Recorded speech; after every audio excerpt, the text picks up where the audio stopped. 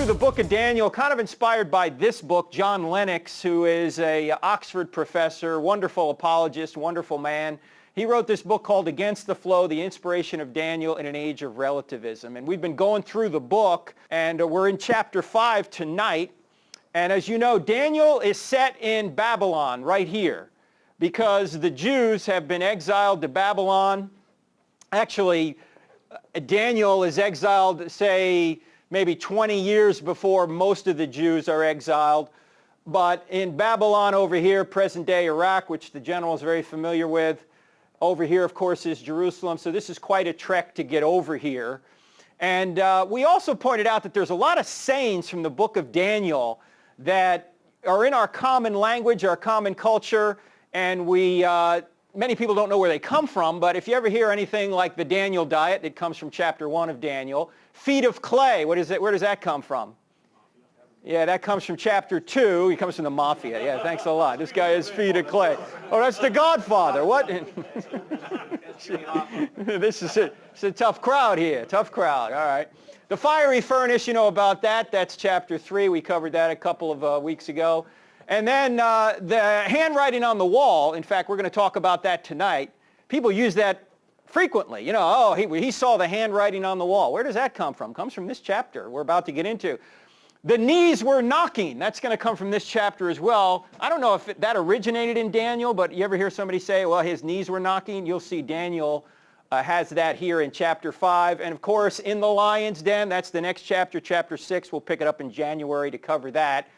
And the overview of the book of Daniel, as you know, we've covered it before. The first 6 chapters deal with Daniel's ministry in Babylon, and the next 6 chapters deal with Daniel's vision of the future. Some of it was just future to him, which has already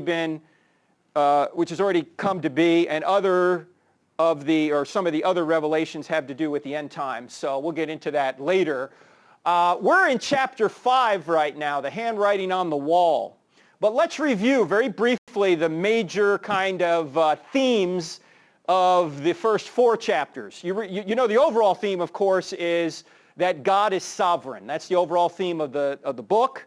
And why would this book be such a blessing to Israel at this time, do you think? Yeah, they're exiled, right?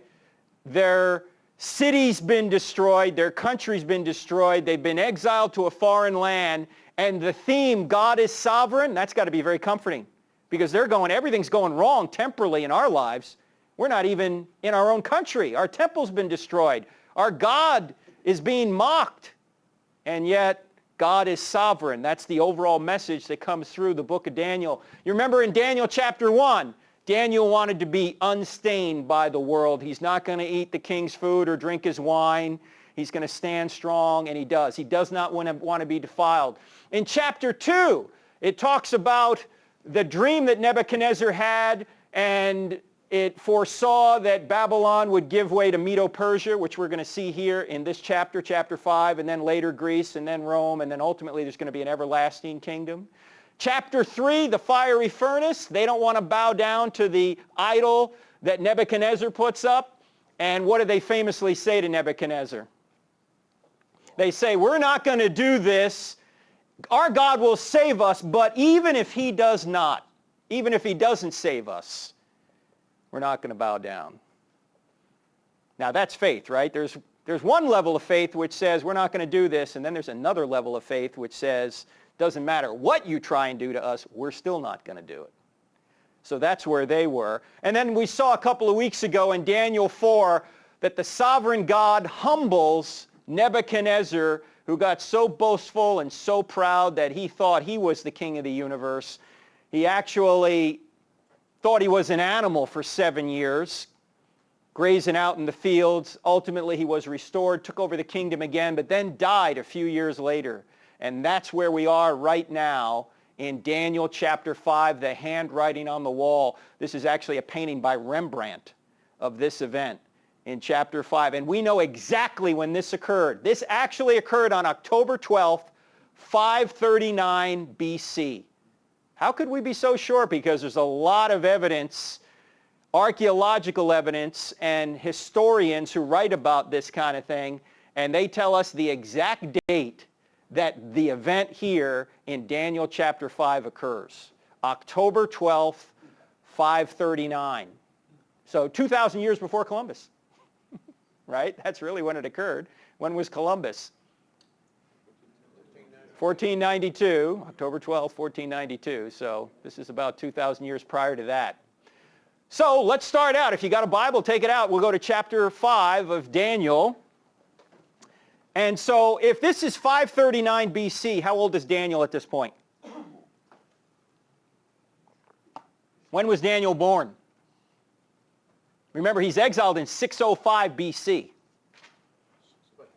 Yeah, he was about 20 maybe when he was exiled, maybe 15, somewhere between 15 and 20. So at this point, this is 60 years after, 65 years after, so he's about 80 years old at this point. So the events of chapter 5 take place several years, 40 or so years after the events of chapter 4. Okay, so we're jumping ahead here. We're jumping ahead. And here's how it starts. It says, King Belshazzar, and this is when King Belshazzar reigned, gave a great banquet for 1,000 of his nobles and drank wine with them. Now we need to stop right here because there's a problem. You see this name right here? Belshazzar. Nobody knew what that name was. Oh, by the way, we need to clear something out because these names are very close and you may get them confused. I know I'm reading through it. I'm going, wait, isn't this Daniel's name? No. The name they gave to Daniel was Belteshazzar. But this guy's name is Belshazzar. He's a king of Babylon. And he serves after Nebuchadnezzar. And we'll explain where he fits in here in just a minute. But the problem was, historically, this guy is not supposed to be the king at this time due to other records. They go, this guy's not the king. Who's the king? The real king is this guy, Nabonidus. Well, do we have a problem here then? In fact, they think that this is this guy in this archaeological discovery. In fact, is the Bible wrong about King Belshazzar then? Because this is supposed to be the king in this period, not him. Now, how often does the Bible get questioned? A lot. Gets questioned all the time. We can't trust the Bible. They got this wrong. This is not the king at this time. Until they did a little research and dug up, the cylinder of Nabonidus. And there's been 4 of these discovered in 1854. And you see, this is from the British Museum, by the way. This is where these things are held.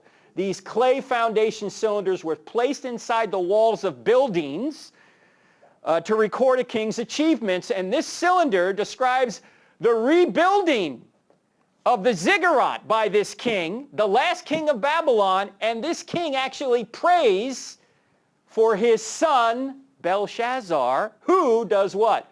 Rules Babylon while he's away.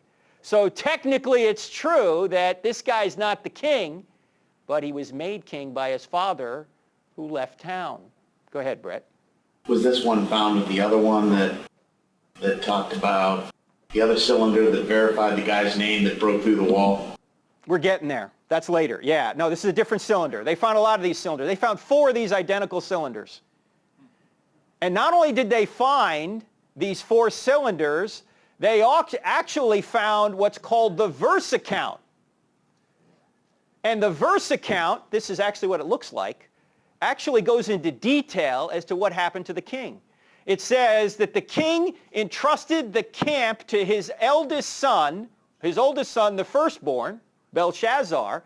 The troops everywhere in the country he ordered under his command. He let everything go and trusted the kingship to him and himself. He started out for a long journey, the military forces of Akkad marching with him. He turned towards Tema, deep in the west. Now, what's Tema? Tema is actually an oasis town down here in Saudi Arabia. And what this Nabonidus guy did as king, he did not like the god of Babylon, Marduk. He had another god, the moon god, called Sin, S-I-N. I don't know why, but That's what's called sin.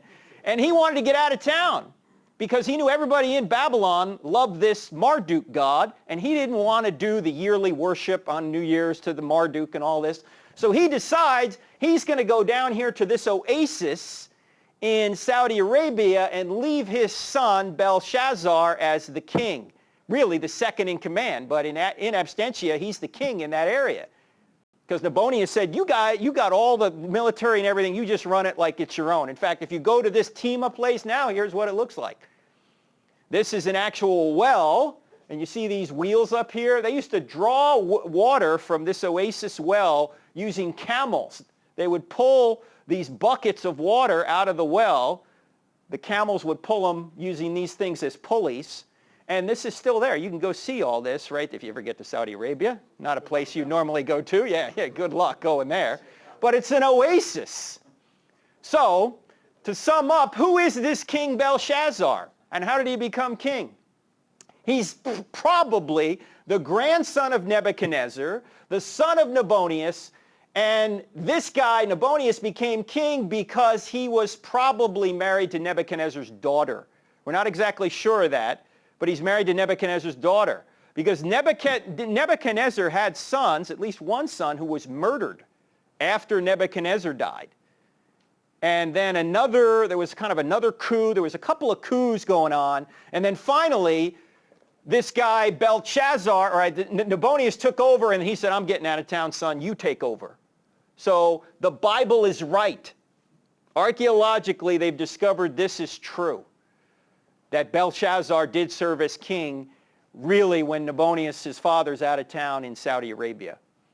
So that's the setting. Let's go back to the text now. King Belshazzar gave a great banquet for 1,000 of his nobles and drank wine with them. While Belshazzar was drinking his wine, he gave orders to bring in the gold and silver goblets that Nebuchadnezzar, his father, had taken from the temple in Jerusalem. When did he take them? When did this happen? Nebuchadnezzar. 605. No, 605 is when Daniel was taken out, but the temple remained because he didn't sack Jerusalem at the time. It was only after one of the kings he put in place rebelled against him that he went back down there, put a siege around the city in 587 BC, and the next year finally broke through the walls in 586 BC. So in 586 BC, Nebuchadnezzar went to Jerusalem, sacked the city. That's when he took the king and poked his eyes out after he, remember that we talked about this? That's right. After he killed his two sons in front of him, then poked his eyes out and took them back to Babylon. Not a nice guy, this Nebuchadnezzar, right? So he sacked the city and destroyed the temple in 586 BC. So Nebuchadnezzar takes all that stuff back to Babylon. So in 586 BC, this is 539 BC. So this is what, 47 years later? Do I have the math right? It's 47 years after he's taken these things from Jerusalem. His grandson basically decides, well, I'm going to take these artifacts out. We're going to have a little party so that the king and his nobles, his wives and his concubines might drink from them. So they're going to have a little party, and they're going to use the goblets and all of the fine things that were taken from the temple. They're going to use them in this little festival they're having. Then they brought the gold vessels that had been taken out of the temple, the house of God, which was in Jerusalem, and the king and his nobles, his wives and concubines drank from them. They drank the wine and praised the gods of gold, silver, of bronze, iron, wood, and stone. So they're taking objects from the true God and they're worshiping idols with them. Isn't that? This is kind of a poke in God's eye, don't you think? Yeah, this is it. So this is taking objects that truly were sacred objects in the temple of Yahweh and using them to worship created idols. This is not going to go over well with Yahweh. They're praising the creation rather than the Creator. Paul talks about that in Romans chapter 1. Well, the question for us is, when do we do this? When do we praise the creation rather than the Creator? Or we put the Creator under the Creator in terms of priority, or under the creation, I should say, in terms of priority. We're worshiping created things rather than the Creator. What idols do we have in our lives? This is obviously very blatant, but probably with us it's a little bit more subtle, isn't it? We have things that we worship ahead of God.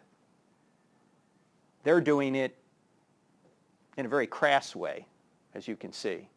So just then, at that point, something happens in the room. The king is there with 1,000 of his guests, and there's a hand that just appears and begins to write on the wall. Suddenly, the fingers of a man's hand emerged and began writing opposite the lampstand on the plaster of the wall of the king's palace, and the king saw the back of the hand that did the writing. Then the king's face grew pale, and his thoughts alarmed him, and his hip joints went slack, and his knees began knocking together. Can you imagine this? Now, why do you think he's having this reaction right here, other than it's spooky to see a hand start writing here? What else do you think he's thinking about? He probably read the writing and knew what it said. He did read the writing, but he didn't know what it said. That's why he needs Daniel. He's freaked out by that, but what else do you think might be going through his mind? Do you think that Belshazzar knew what happened to his grandfather Nebuchadnezzar? Yeah, he knew. He knew the judgment that came down on Nebuchadnezzar. And he knew that Nebuchadnezzar had taken those artifacts from the temple and brought them to Babylon, and then he decided to dust them off and defile them. So even though he couldn't read the writing on the wall, he's going, I think I can see the handwriting here. This is going to be trouble. Now, by the way, what archaeological evidence do we have that this great hall may have existed? You might imagine we actually have it. In fact, archaeologist Robert Coldaway, who was there in the 1800s, discovered a large hall in Babylon, 55 feet wide and 165 feet long, that had plastered walls. Now, how far is 165 feet? That's a long way. What is that? 65 yards? How far is that? 55 yards. 55 yards, right. Think about half a football field. That long and 55 feet wide. That's a big area. In fact, this guy actually said this. He said, if anyone should desire to localize the scene of Belshazzar's eventful banquet, he can surely place it with complete accuracy in this immense room. So if you go to Babylon today, I don't know if you'll see this exactly, but this is what this guy found a little over 100 years ago. He found this room with plastered walls. Okay, back to the text here. It said, then all the king's wise men came in, because he summoned them in. I'm skipping a little bit of the text here. He said, hey, you guys need to help me with this. But they could not read the writing or tell the king what it meant. So King Belshazzar became even more terrified, and his face grew more pale. His nobles were baffled. There's a common theme throughout this, isn't this whole book of Daniel? These magicians, they're like worthless, right? Every time they come in, they can't do a thing. They don't know what's going on, and then Daniel has to show up. But he doesn't summon Daniel. How is Daniel's name brought up? The queen. But who is the queen in this case? Is it Belshazzar's wife? Probably not. Most scholars say it's either Belshazzar's mother or Belshazzar's grandmother. Like we might say in England now, the queen mum, right? The queen mom. Nebuchadnezzar's daughter. It could be Nebuchadnezzar's wife, or it could be Nebuchadnezzar's daughter. Yeah. We're not sure, but it's probably not his wife. So here's what happens. The queen, hearing the voices of the king and his nobles, so she's probably not even at this party, right? This may be a young party, right? She's in bed at 9. She's not even there, but she's up in her palace, wherever she is. She hears the commotion. She says, I better go down there. There's some commotion down there. So she goes down there, and the wise person that she is, she says, hearing the voices of the king and his nobles, came into the banquet hall. Oh, king, live forever. That's everywhere where you see someone addressing the king, right? Oh, king, live forever. Just a nice way of saying, we love you, king. I hope you hang around a long time and don't kill me. Oh, king, live forever, she said. Don't be alarmed. Don't look so pale. There's a man in your kingdom who has the spirit of the holy gods with him. In the time of your father, now this word father can be translated not just father, but forefather. So not Nabonius, but Nebuchadnezzar's, who's she talking about. In the time of your father, really his grandfather, he was found to have insight and intelligence and wisdom just like that of the gods. So this guy she's referring to, now apparently he doesn't even know who Daniel is. But why might he not know who Daniel is? Yeah, he's a youngster. Daniel's 80 years old. The events of Nebuchadnezzar were 40 years ago. So he's forgotten if he knew it at all. He may not have even been born at this time, you know, when Daniel and Nebuchadnezzar were going at it. So he calls Daniel in and he says to him, are you Daniel, one of the exiles? It's a little bit of a slam there, isn't it? You're not one of us. You're one of the exiles, aren't you? One of the gypsies. But he had to know. Well, he does know because he goes on to say, are you Daniel, one of the exiles my father the king brought from Judah, knowing that he also brought the very objects he was defiling with him as well. And he says, now I have heard that you are able to give interpretations and to solve difficult problems. If you can read this writing and tell me what it means, you will be clothed in purple and have a gold chain placed around your neck so you can be a rapper. No, that's not what. And have a gold chain placed around your neck and you will be made the third highest ruler in the kingdom. Why did he say third? Yeah, now you know why he said third. He couldn't say second because he's second. Remember, his dad's in Saudi Arabia. He's the true king. He's just the acting king in Babylon. So when he says third, he's telling him the truth. This is as high as I can make you. Brett? Did anybody ever question the Bible, say, hey, look, the Bible was wrong here about who the king was, and then all of a sudden they read the cylinder, and I think you said it was in the 80s or 90s or something. 1800s, yeah.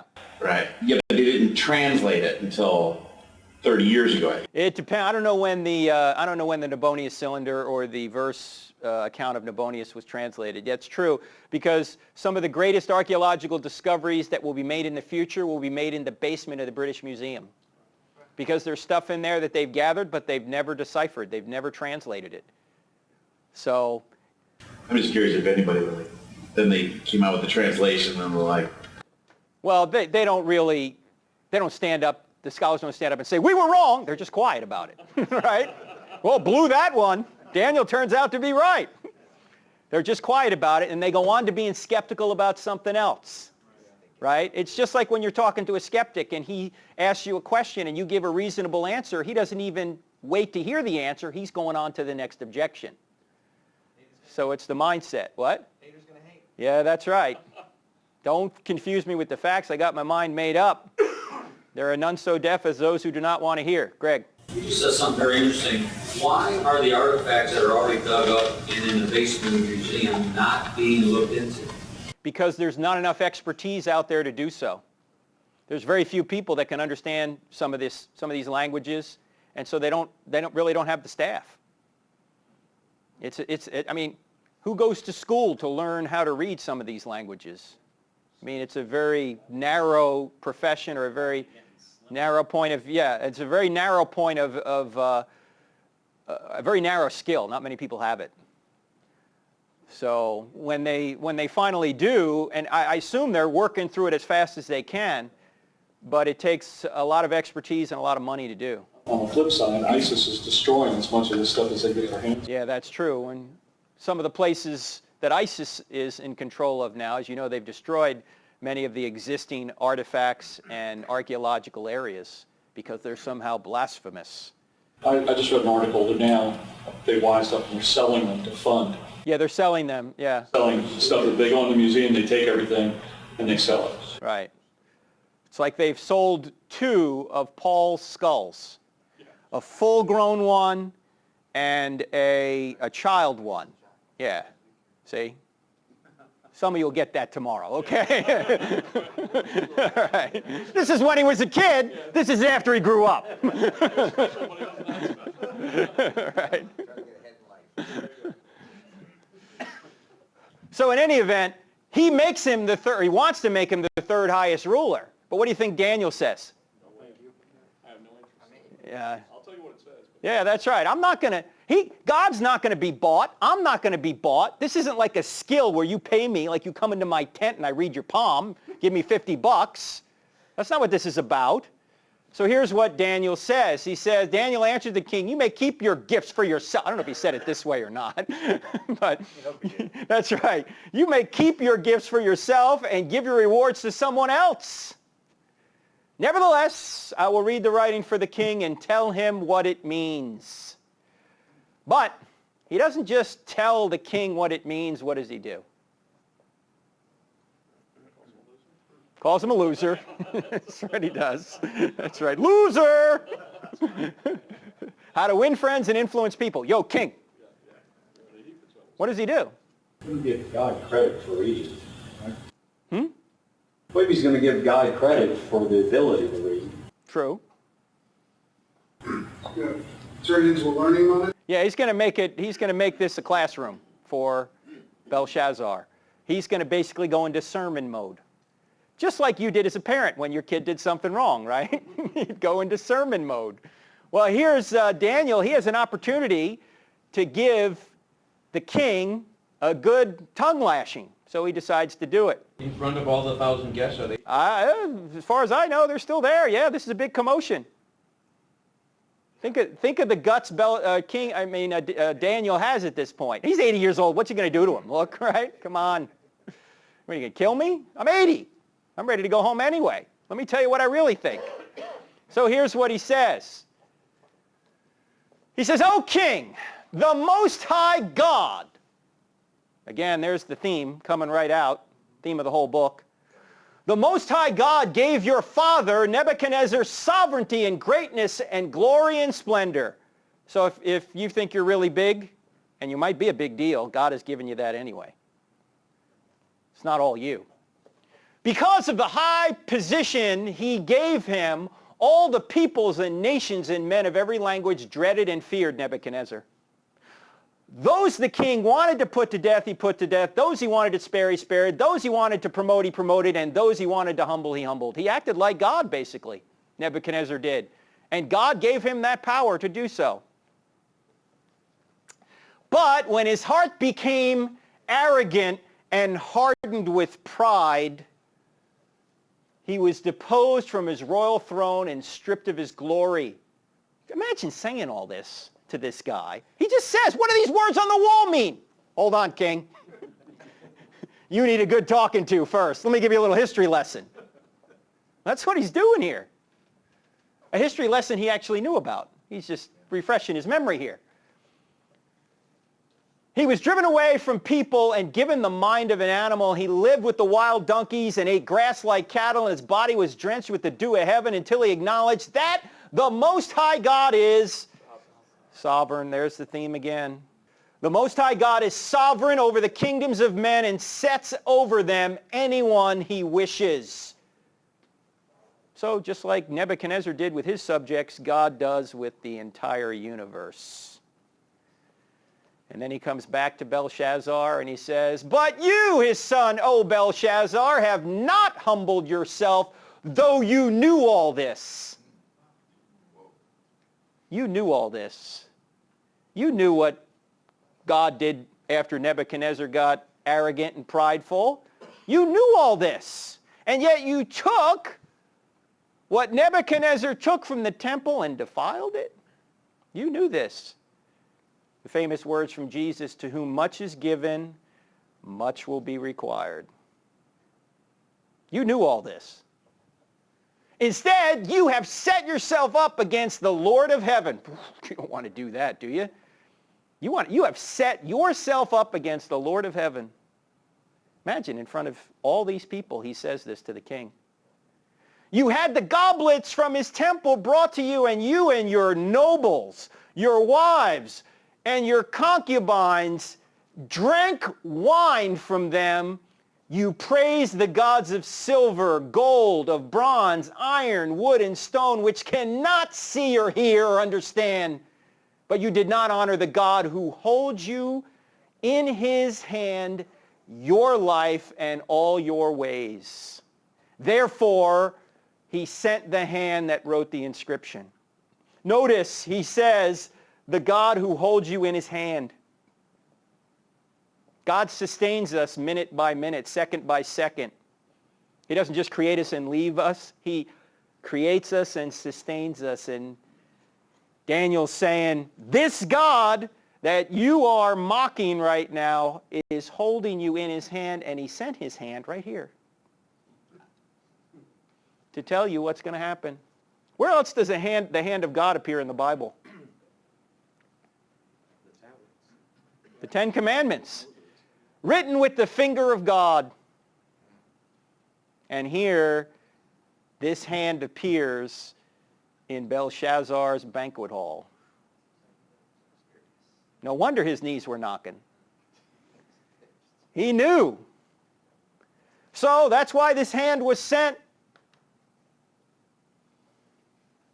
In fact, one commentator put it this way: Daniel intended an interesting wordplay by adding that God, who held Belshazzar's life in his hand, sent a hand to him with this message. Here it comes. What does it say? This is the inscription that was written, Mene, Mene, Tekel, Parsin. This is what these words mean. These are just Aramaic words. Many, God has numbered. The word many means numbered. God has numbered the days of your reign and brought it to an end. Tekel, you have been weighed on the scale and found wanting. So God has weighed you, and you didn't make the cut. And then finally, Perez, your kingdom is divided. That's what the word means. Perez, divided and given to the Medes and the Persians. So, your days are numbered, you've been weighed out, you haven't made the cut, and now your kingdom's going to be divided. Not divided between you and anybody else, but your kingdom's going to be given to somebody else and divided among the Medes and the Persians. So this is not a good message for Belshazzar. What happens then? Party is over. I think it's time for everyone to go home, right? Have a good night. Yeah, take the horses' duvers with you. There's not going to be leftovers for tomorrow. I would make my way out of the hall right now. So then at Belshazzar's command, Daniel was clothed in purple. That's the royal color. A gold chain was placed around his neck, and he was proclaimed the third highest ruler in the kingdom. That very night, Belshazzar, king of the Babylonians, was slain, and Darius the Mede took over the kingdom at the age of 62. Now, did this really happen? Yeah, it did. How do we know? Because on October 12, 539 BC, Cyrus's army entered Babylon unopposed during a festival after diverting the Euphrates River. They had won a couple of battles to the north, and when they got down to Babylon, these walls are impregnable, and they had inside the walls, obviously, plenty of water because the river ran in there, and food for many years, some say 20 years. So they were pretty comfy in Babylon. Belshazzar said, I don't care if my guys lost a couple of battles up north, we're going to be just fine. They can't get in here. Well, Cyrus's men decided, we're going to get in by making the river a lot lower. And so they diverted the river, sending much of it into a marshy area, so they could walk thigh-high water right into the city. And when they got into the city, they didn't find any resistance. Why not? They're all drunk. It's a festival. Who knows? That partially. In fact, Why unopposed? Two reasons. One, they were in the middle of a festival. Probably three reasons, actually. They were in the middle of a festival. Number two, nobody really liked Nabonidus. Okay? And then thirdly, here's the interesting defection that occurs that allows the battle to go unopposed. One historian says that one of Nabonidus' governors, Gubaru, defected to Cyrus partly because the son of Nabonidus, Belshazzar, killed Gubaru's only son in a fit of jealousy during a royal hunt. So not only is Nabonidus stubborn, arrogant, and prideful, he's out on a hunt one day with one of his governors and governor's son, and maybe the son gets a big game that he wanted, so he kills the governor's son. What does that remind you of? David. Yeah, you remember we talked about this a few months ago? Why does Ahithophel decide that he's going to defect from David when Absalom rebels against David? He does it because Ahithophel is the grandfather of Bathsheba, whom David committed adultery with and had basically his grandson by marriage murdered. And so when Absalom decides he's going to rebel against David, Ahithophel says, this is my chance now. I'm going to get revenge. I'm going with Absalom.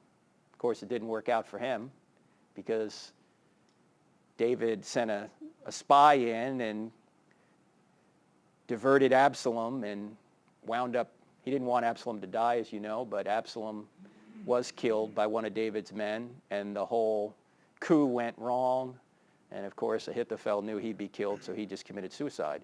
In this case, this guy sees he can get back at Belshazzar, so in one of the battles to the north, he defects to Cyrus and says, let me help you. I never did like that guy anyway. So when he gets into town, he is made, at least it seems, Darius the Mede. Cyrus makes this guy king. Now this is a smart move. In fact, I did a little research on this because a lot of people say, well, who's this Darius the Mede guy? He's not known in history either. And if you really look at this, what really lines up to be Darius the Mede, or who really lines up to be Darius the Mede, is this guy. That's the most likely, we're not 100% certain, but most likely this governor who defected to Cyrus is the guy that is Darius the Mede. And Cyrus makes him king because on the 12th of October, he goes into the city, this guy Gubaru, but Cyrus doesn't show up till a couple of weeks later. And then he comes into town. Now, why is this a good policy or good politics by Cyrus? So people know stuff. People already know this guy and they respect him. They already like this guy. So they're probably not going to rebel against him. I mean, think about this in business, right? You've got a company and somebody takes you over. Usually they try and keep the principal in the company for a while, right? It's smart. Everybody knows the guy. So he stays and he makes him king. Now, of course, Cyrus is king over all the lands, not just Babylon. But he makes this guy the king of this city, probably one of the greatest cities in the world at the time. He says, you're the king, Darius the Mede. Now, they did this, right? They changed names. They would give the guy a new name. And so that's what they called this guy, Darius the Mede, this new king of Babylon. This guy lives about 1 year and 3 weeks, and then he dies. And then Cyrus comes back, and he takes over as the king of Babylon and all the other lands as well. But for, say, 1 year and 3 weeks, he's the king of Babylon. Now, did all this stuff really happen? Yes, and in fact, it was predicted by Isaiah 140 years in advance. Isaiah predicts this, that Cyrus would conquer Babylon and then enable the Jews to rebuild the temple? Yeah, Isaiah predicts this 140 years in advance. In fact, let's go over to the book of Isaiah. God says this in Isaiah, "It is I who says of Jerusalem, she shall be inhabited, and of the cities of Judah they shall be built, and I will raise up her ruins again." Now you're going, wait. He's writing this when? Let's say approximately 680 BC. Yeah. Jerusalem was inhabited in 680 BC. So why is he writing it in 680 BC that it would be inhabited? Because he's writing prophecy. He knows it's going to be destroyed in 586 BC. And so it's going to be rebuilt according to Isaiah. And then he says, "It is I who says to the depth of the sea, be dried up, and I will make your rivers dry." What does that make you think of? Cyrus drying out the river to get into the city. And then the very next verse says, "It is I who says of Cyrus, he is my shepherd, and he will perform all my desire. And he declares of Jerusalem, she will be built, and of the temple your foundation will be laid." Again, when Isaiah's writing this, he's writing it, the temple is fine. It's in Jerusalem. But now, this is 140 years later. Jerry? And there's no possible way that Isaiah would have known the name Cyrus by any other source. That's why all the liberal historians say he had to have been writing history rather than writing prophecy. But who does Jesus call Isaiah? A prophet. If Jesus calls Isaiah a prophet and Jesus dies and rises from the dead to prove he's God, I'm trusting Jesus, right? I'm not trusting some bubblehead in some institution somewhere to tell me, oh, he's got to be writing history. No, he's writing prophecy in this case. Of course, he wrote history in other areas. Yeah, Brett. Did Jesus call anybody else prophet? Yeah, Daniel.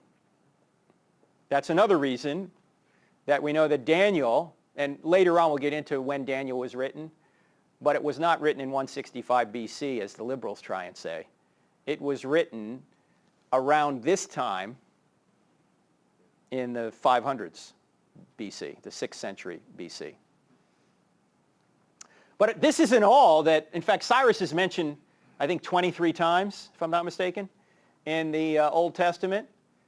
This is actually a Rembrandt of Cyrus with Daniel. And here's what he says in the next chapter. "I will raise up Cyrus in my righteousness. I will make all his ways straight. He will rebuild my city and set my exiles free, but not for a price or reward, says the Lord Almighty." Now, do we really know this happened? And do we really know that Cyrus decided that the exiles could go build the temple? Do we have any archaeological evidence for this? Yes. Another cylinder. This is the Cyrus cylinder. Clay foundation cylinders were often placed inside the walls of buildings in order to preserve a record of the king's achievements, just like the other cylinder we looked at. This cylinder recounts the conquest of Babylon in 539 BC and confirms the decree given by Cyrus, king of Persia, allowing exiles to return to their homes in order to rebuild their temples. Now, it does not specifically say the Jewish temple. It just says that this was Cyrus's M.O., that he was a nice ruler, he was a benevolent ruler, and he said, look, you want to go back to your home country now? You can. And what's this? It says Ezra 6. Check out Ezra 6, because here's what Ezra 6 says. This is very interesting. This is his decree. This is not only mentioned here, it's also mentioned at the end of 2 Chronicles. But here's what Ezra says of this. It says, "In the first year of King Cyrus, the king issued a decree concerning the temple of God in Jerusalem." And here was the decree. Check out what he says. "Let the temple be rebuilt as a place to present sacrifices, and let its foundations be laid. It is to be 90 feet high and 90 feet wide, with 3 courses of large stones and 1 of timbers. The costs are to be paid by the royal treasury." Very nice. But it goes further. Check this out. "Also, the gold and silver articles of the house of God which Nebuchadnezzar took from the temple in Jerusalem and brought to Babylon are to be returned to their places in the temple of Jerusalem. They are to be deposited in the house of God." He's being safe here, isn't he? You see these things that got Belshazzar in trouble? Let's get him out of here. Let's send them back to where they go. It was like the Philistines when they took the Ark of the Covenant. That didn't work out too well, did it? What was it, their god Dagon had fallen over that night with the Ark sitting right there? I think we ought to give this thing back. You take it back. Well, that's what happened here. He said, let's give these things back. We don't want these things to get in our way anymore. God obviously has strong feelings about us defiling his goblets, so we're just going to give them back to him. But then he goes even further. Look what he tells the people, his people on the ground in Jerusalem. Here's what he says. Now tell Tendadi, the governor of Trans-Euphrates, and Shetar-Boznai, and you, their fellow officials of that province, stay away from there. Do not interfere with the work on the temple of God. Let the governor of the Jews and the Jewish elders rebuild this house of God on its site. So he's not only saying, take the goblets there, but don't interfere with them building this thing. Leave them alone. Let them do this. So Cyrus is very wise. After seeing how God dope-slapped Belshazzar, he's not going to mess with God anymore. He's just going to say, all right, let's go back and rebuild it for them. Now, what are some of the lessons we can take from Daniel 5? I think there's some we've already talked about, but here are just some that jump out at me. First, it's dangerous to set yourself up against the Lord of heaven, don't you think? Very, very dangerous. Don't do it. Secondly, the most important choice you'll ever make is the choice between following God or yourself. Because you only have two choices. You're either going to follow God or not follow God. You're either going to do what God wants or you're going to do what you want. Now, who do you think is better suited? Who knows more? Who's smarter? Is that God or you? Whenever we get into trouble, we think we're smarter, don't we? I'm not going to do it God's way. I'm going to do it my way. This is the most important decision you'll make. More important than who you marry. The most important decision anyone will ever make is whether or not they're going to choose to follow God or just follow whatever they want to do. That's why Jesus says, take up your cross and follow me. Deny yourself. It's one of the paradoxes of the Christian faith. By denying yourself, you actually gain yourself. By trying to get what you think you want, you actually lose yourself. G.K. Chesterton had something, he had a lot of sayings that made a lot of sense, but this was one of his quotes. This will take a minute to get. You need to read it and think about it for a second. But it's about pride. Here's what he said. Pride consists in a man making his personality the only test instead of making truth the test. The skeptic feels himself too large to measure life by the largest things and ends by measuring it by the smallest thing of all. Let's unpack that a little bit. What he's saying here is that a prideful person makes himself the measure of truth rather than the truth. Whatever he prefers, whatever he likes, he says this is true, rather than is it true first. And then the skeptic of God feels himself to be the measure of life. He's too big to not follow his own path. He's too important to not follow what he thinks is right. And so he ends up measuring life by the smallest thing of all, and that's himself.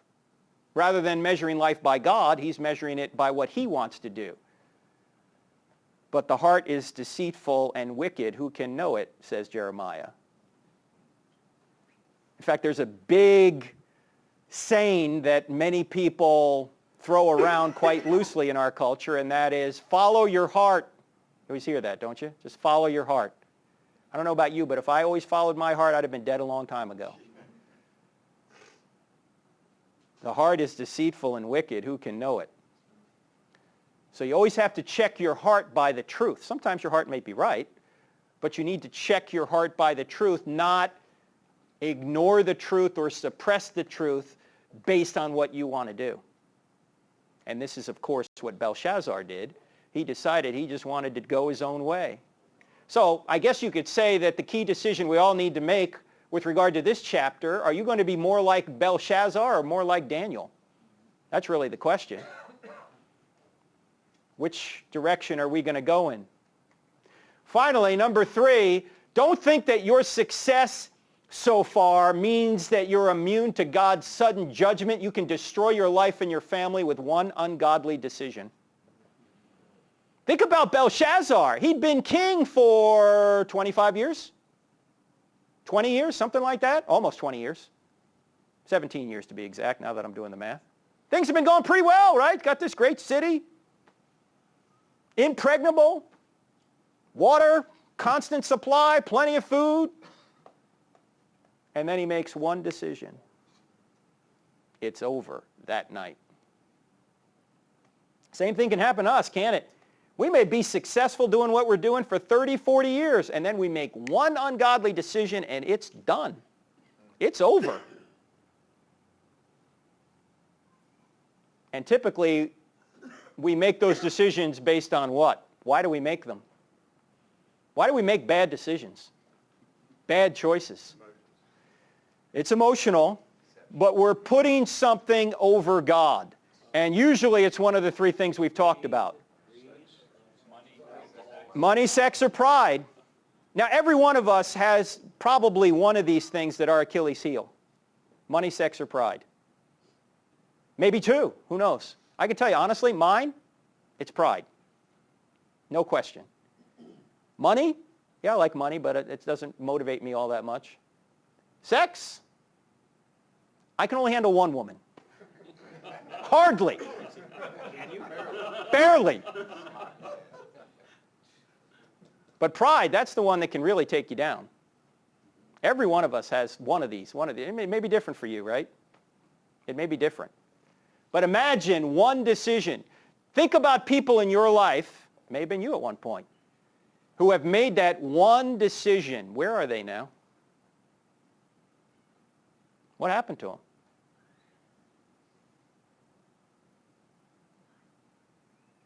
Remember when we were going through Proverbs, we did that exercise where we had a piece of paper and we drew a line down the middle and we said list on one side everything that you value in life. Your family, your kids, your job, your salvation, your reputation, your house, your whatever it is. You list them all on one side of the ledger, and on the other side of the ledger you put your one thing that could get you into trouble. You know, and the example we gave was you put on the other side of the ledger one night of incredible sex. Question: would you trade everything on the blessing side for that one night of incredible sex? But why do people do it though?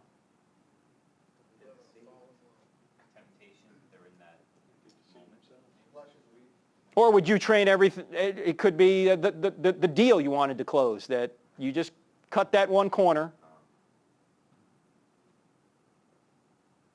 Or the person you had to lie to look better because you had a lot of pride. That one thing. To trade one of the other things or all? You're going to trade them all. You do lose them all. You do lose them all. He wants to know the deal. Yeah, that's right. It's like, Joe, what do you want to negotiate?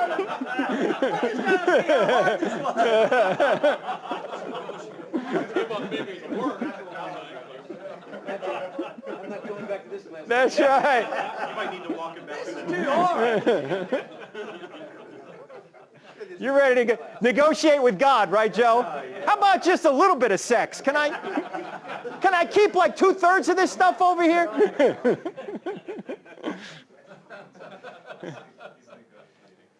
This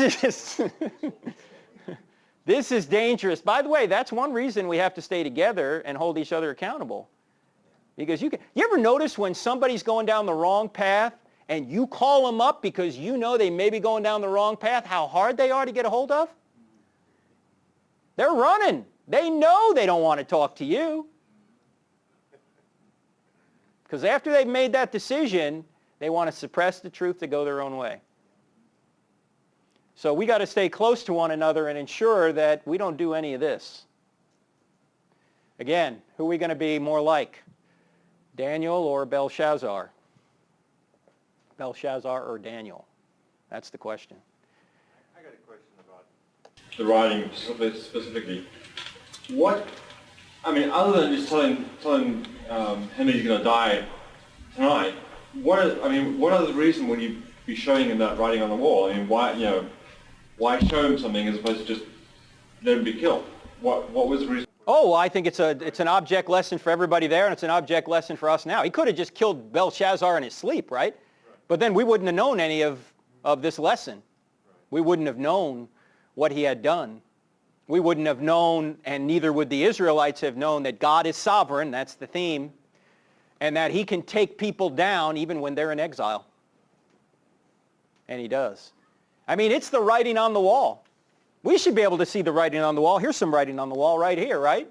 These are the lessons, and there may be other lessons. These are just ones I came up with, right? For us, this is what we need to keep in mind as we're looking at a story like this. Because Paul says stories like this, as you know from 2 Corinthians 10, he says, these stories are there for our example. They're for our example. They're to help us understand how God operates and what the consequences are. But we have to be careful when we go through stories like this. Why? Because I see a lot of times preachers will take texts and spiritualize the text. We talked about this before, right? Not everything is about us when we read the Bible. It's really about God. We're to learn more about God by looking at lessons like this, but you don't apply every single event in the Old Testament or even the New Testament to your personal life. Sometimes it's just information that you need to know about God, because that's why you're here anyway, to know God and to make him known, right? But I think we can certainly pull these lessons from this. Any other lessons you see that we ought to be able to pull from this chapter?